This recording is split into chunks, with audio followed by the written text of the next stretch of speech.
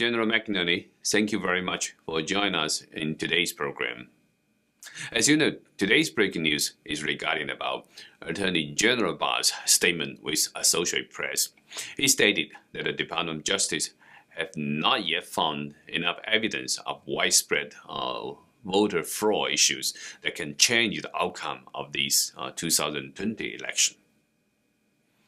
So this surprised everyone, and just wondering what's your take on his statement? I'm stunned by it, and I'm a great fan of Attorney General Barr, but I'm stunned by that statement because there's just overwhelming evidence what's going on. Now, Attorney General Barr is familiar with Hammer and Scorecard, the CIA program that was hijacked by the Obama administration. And he won't talk about it because he's been read into it, and they're probably still using it. However, that provides a wealth of information, and I know that because I know more than I can tell you on this phone, on this connection. But so I'm stunned that he would say that. It lays it out clear and simple, exactly when they made the shifts and applied the scorecard application that switched the voting in favor of Biden. It couldn't be any clearer. So what it stuns me is, why is he saying that? Is he really part of this? And by the way, this is not fraudulent voting, Sean. Yes. This is treason. This is that 6 to 10 states bonding together to manipulate their data to take control of the U.S. government and the chief executive officer, the commander-in-chief. So this is not anything to be taken lightly. It's not dirty politics or tricks. It is treason by the very nature against the United States government and the people of America. So when Trump said, Barr said that, it shocked me, it stunned me, because if he really believes that, he hasn't done his job. And then my next question is he part of the deep state? Is he part of this treasonous activity? Why doesn't the FBI track this? It is so massive. It is the largest cyber warfare activity in the world, and particularly against a democratic election. Nothing has been larger. The founding fathers, Sean, did not understand cyber warfare. How could they? But they put in conditions, and the oath that I swore, and all the others, the president, the attorney general, the military people, to support and defend the Constitution against all enemies, foreign and domestic. This is against the Constitution, and they're both foreign. China, Russia, and Iran are involved in this, as well as U.S. citizens, who are the same U.S. citizens that were involved with the Russian collusion effort, as well as the same ones that were involved in the impeachment in the House. So we must understand what we are facing here. It is critical, and words mean a lot. When you say fraudulent voting, people kind of throw it off. Well, we've been doing that for years. It's not a big deal. But when you move 150 or 138,000 votes with one little flick of a switch, that changes it dramatically. So I am stunned, getting back on point, that Attorney General Barr would say that. So, General, you mentioned about FBI, CIA all involved in these treason actions. And you also mentioned about the Hammer and Scorecard program was actually hijacked by Obama administration. So when exactly did this whole operation get launched? Well, it started when he came down the golden escalator in Trump Tower. It goes back that far because their intentions were to seize control. They already had control, but their intentions were to prevent. When he became the elected president, and by the way, they used Hammer and Scorecard in 2016 for Hillary to win. That's why she was so shocked. All I can tell you was those efforts were thwarted. And that's why she was so stunned. Now, they overloaded it this time. They didn't even try to be covert. They were overt, because vehicles would show up with trucks full of mail-in ballots, not even folded, not even in the envelope. So, General, quite often when people talk about treasons, usually people think that the operation involving treason should be clandestine. But this time, the election fraud issue is so widespread, and many of the cheating action was so blatant. So why did they do it in such a way? It's like not covert anymore. When you look at a state like Pennsylvania that mailed out 1.5 million mail-in ballots, and they got back, now listen to this, Sean, they got back they mailed out 1.8 million, and they got back 2.5 million ballots. So somebody had a printing press and was printing them up. How could Attorney General Barr and the FBI ignore that? That was absolutely the most gross thing that I've seen so far, but there are so many similar issues that we can talk about to prove the compelling evidence. Every day, more and more comes in because there are more and more Americans that are standing up and telling their experiences. So, General, since recently you talk about the military actions to seize the servers in Frankfurt, do you actually think that the military control should be actually implemented in a bigger scale? Well, I think we're going to have to, based on that CIA server, and I don't know why they had it over there, because when you're moving data from the continental United States into Spain and then into Frankfurt, Germany, there are a lot of people that are tracking that. I think it had to do because I was made aware of this program, Hammer and Scorecard, being used on the Sunday before the election, the 1st of November. I talked to Rudy Giuliani and Sidney Powell. I went on Steve Bannon on Monday, the 2nd, and told the world about it and predicted what the outcome would be if they used Hammer and Scorecard, which they did, as well as other sources from the Dominion machines. So I think they decided to move their central server farm that was getting all this information and measuring it, if you will, on what the vote tally should be. That's why they put it over in Frankfurt. And because they did it in a hurry, I don't know if Gina Haspel, the director of CIA, was responsible or not, but rogue elements of the CIA had that, and it was seized by Special Forces units and Delta Force, I believe, that went in and seized it. We have those servers. That was confirmed by the White House and a Colonel Malden, who confirmed that today or yesterday out in Arizona. So that was a little sketchy. There's talk of casualties. I don't know if that's true or not, but it shows you the deep state problems the president has when CIA agents are being involved in influencing the vote in the United States in a presidential election. The judicial corruption shows up with Judge Sullivan and General Flynn and what he did that was so out of bounds.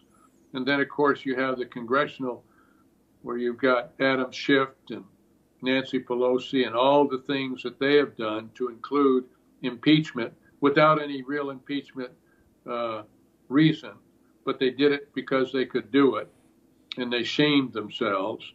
So we have in all three branches, judicial, executive, and legislature, we have deep state assets that this president has got to fight against. And that's why he's got to do 5 important things that I think are significant, and he must do it. And particularly with the Attorney General Barr's position, when he came out today, not seeing enough evidence. He's got to be blind not to see all this. And so what are the 5 important things that you just mentioned? Can you elaborate on that? Okay, number 1, he issued an executive order last September 2018. And that was, if there was any foreign involvement in elections, that would be a national emergency. He should, number 1, execute that plan, the executive order that he promulgated. So you mean he need to declare a national emergency, right? Yes. Declare a national emergency in accordance with that executive order. Then he should implement the Insurrection Act. That is in the mid-1800s that came out. Why do that? Because we know from previous experience that Antifa and Black Lives Matter is going to start major riots in major U.S. cities. They want to create chaos.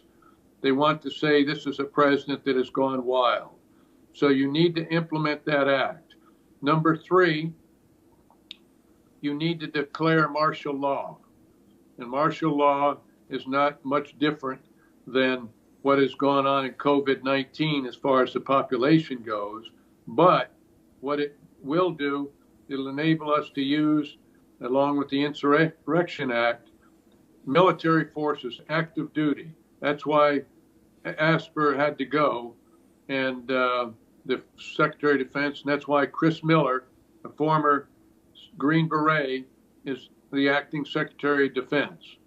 And there were changes in the Pentagon to make sure that the Pentagon was loyal. So, sir, you have presented many powerful statements tonight.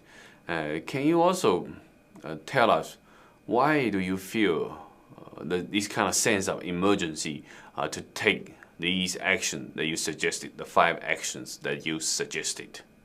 I think he is in danger. I think he's got to be very careful. They're going to do anything, Sean, anything to take control of this government.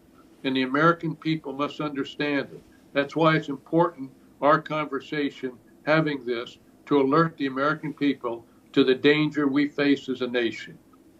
But we must take those actions that I described. We are in a very perilous condition to lose. We are either going to go forward as a constitutional republic or we are not. We're going to transition.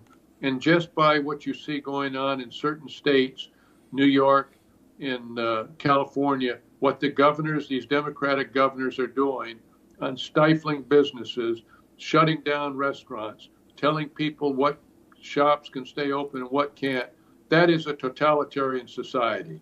They are using COVID-19 as an excuse, but they are immunizing the American people to accept that. So it is time for the American people to rise up. Let the White House know that it is time to execute the executive order of 2018, September, initiate the Insurrection Act, declare martial law, suspend habeas corpus, and set up military tribunals. Those are the things that must be done in this emergency. It is a national emergency of whether we're going to continue forward as a democratic republic or go into a totalitarian society. So, do you actually think that one day maybe the 82nd Airborne will be deployed to the streets of the Washington, D.C.? Yes. You're very sure? D.C. If they're not in D.C., they'll be somewhere, because the 82nd was my first assignment when I graduated from West Point, before I realized I wanted to be a fighter pilot and fly the airplanes rather than jump out of them. But in any case, as you know, Sean, when you do these things, you have to have supporting actions. And some of the supporting actions that I would do would be to suspend habeas corpus. Now, why do you do that? You would do it just like President Lincoln did in the Civil War. and FDR did, President Franklin Delano Roosevelt did in World War II. President Trump must do that. And that enables you to arrest these people that are creating this treason and keep them locked up. And then I'd have military tribunals that would try them, because I don't know fully the judicial, it is too corrupt, as we saw with General Flynn. It was more than just Sullivan, it was the other judges on his review panels that were so politicized.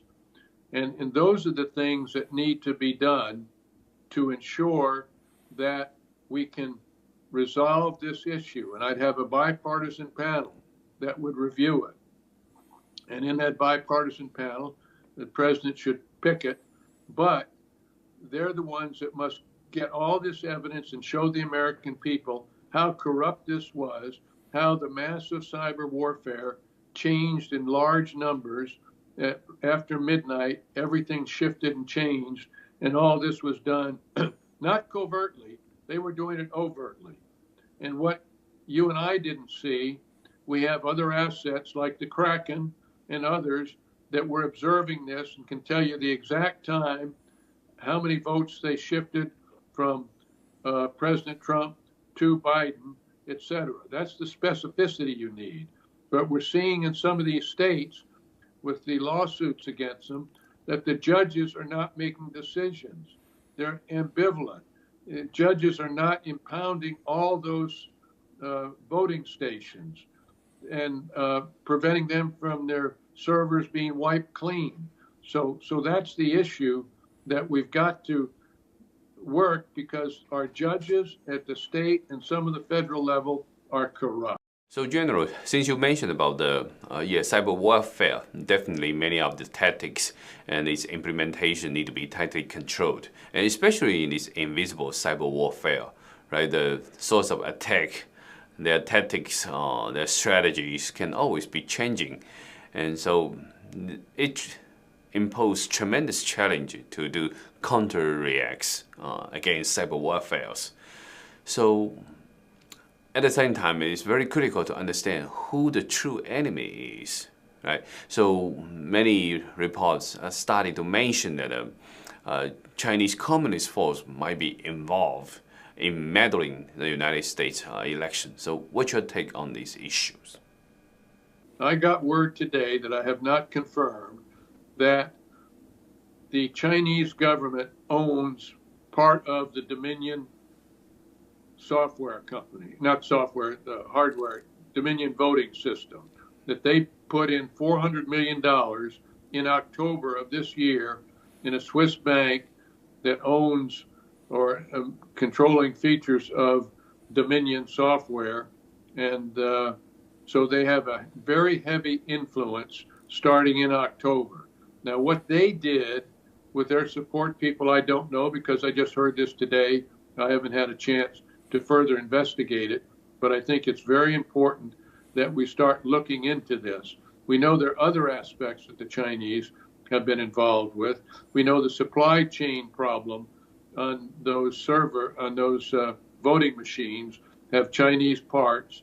Consequently, they've got trapdoors in them, and a host of other issues that will require this commission to completely review the voting process, where we get our machines, do they have a standard, because each state is different.